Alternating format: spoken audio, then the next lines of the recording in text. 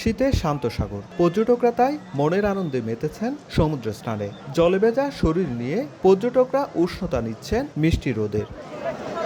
সৈকতে কেউ ঘোড়ায়, কেউ জেট স্কি কিংবা বিচ বাইকে চড়ে সময় কাটাচ্ছেন। অনেকে বালু তীরে দাঁড়িয়ে উপভোগ করছেন সমুদ্রের সৌন্দর্য। প্রিয় মুহূর্তগুলো বন্দি করছেন মুঠোফোনে বা ক্যামেরায়। ডিসেম্বর মাসটা আমার মনে হয় যে এখানে আসার জন্য একটা পারফেক্ট টাইম। এইখানে যে ভাইবটা, এটা আসলে অন্য কোনো জায়গা ক্রিয়েট করতে পারবে না। এটাই ফার্স্ট টাইম, অনেক ভালো লেগেছে।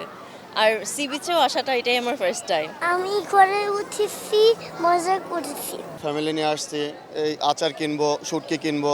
পর্যটকের ঢলনামায় জমে উঠেছে ব্যবসা বাণিজ্য।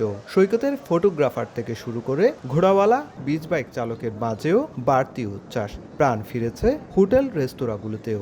3 মাস আমাদের সিজন চলে, 3 মাসে অনেক রোজগার হয় আপনার। এখন অনেক পর্যটক আসতেছে। 25 থেকে 30,000 টাকা দৈনিক।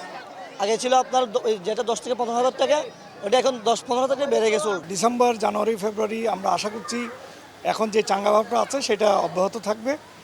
মার্চে যেহেতু রমাদান, টোটাল প্রেশারটা কিন্তু এই 3 মাসের মধ্যেই পড়বে আমরা আশা করছি। চলতি মৌসুমে কক্সবাজারের পর্যটন খাতে হাজার কোটি টাকার বাণিজ্যের আশা ব্যবসায়ীদের।